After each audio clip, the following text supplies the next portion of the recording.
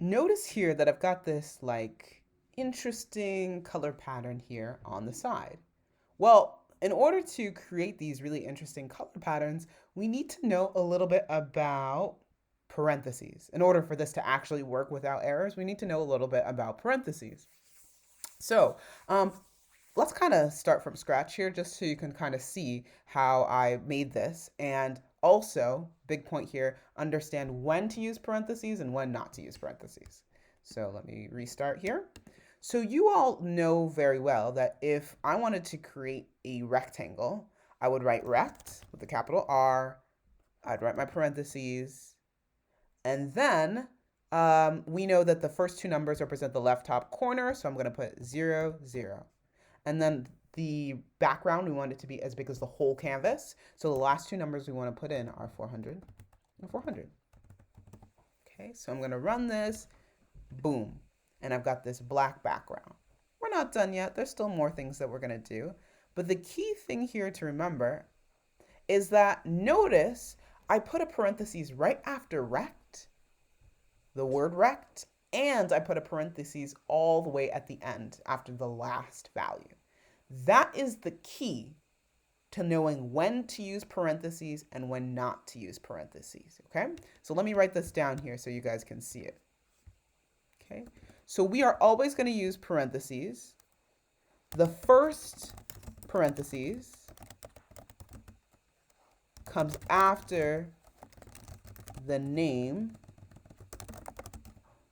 of the function. Okay, and we'll see a couple examples of these functions.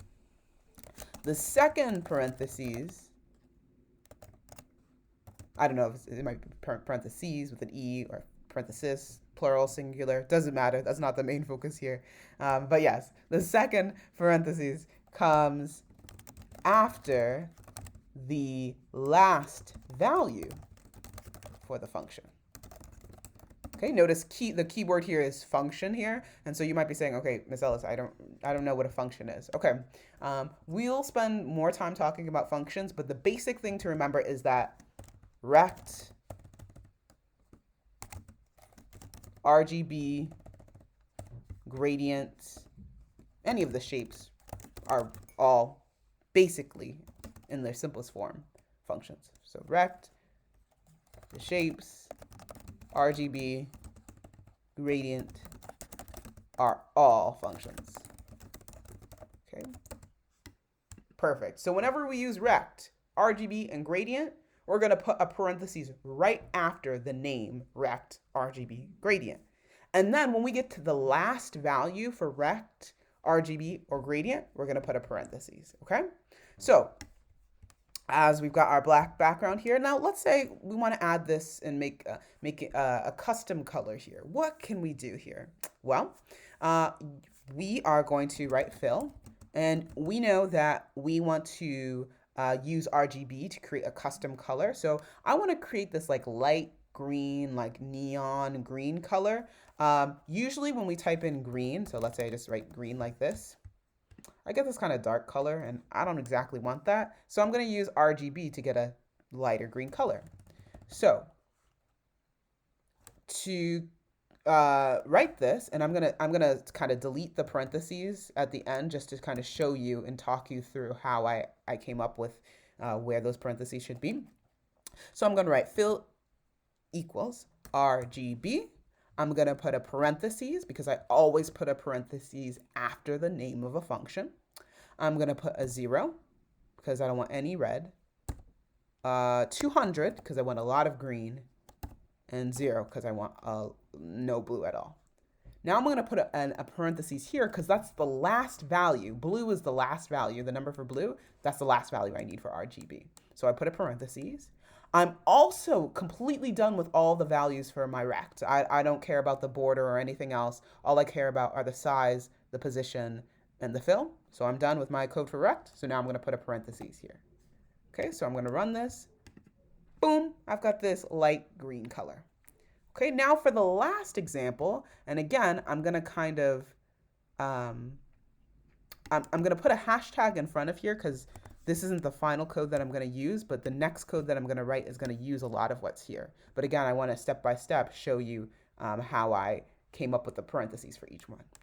So now, last but not least, to create the image that you saw at the beginning, I want to use gradient to blend two colors together. So first and foremost, I'm going to write my word rect here. Okay, I'm going to put my parentheses here because I always put a parentheses after the name of a function. I'm going to put 0, comma 0, comma 400, comma 400, because I still want it to be as big as the whole canvas.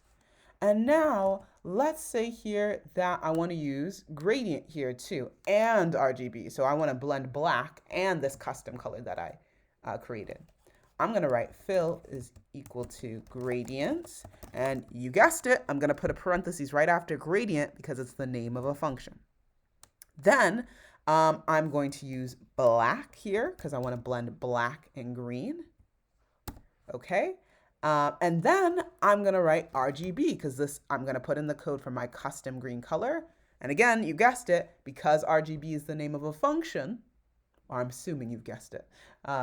But if you didn't guess it, RGB is the name of a function, so I'm going to put another parentheses here.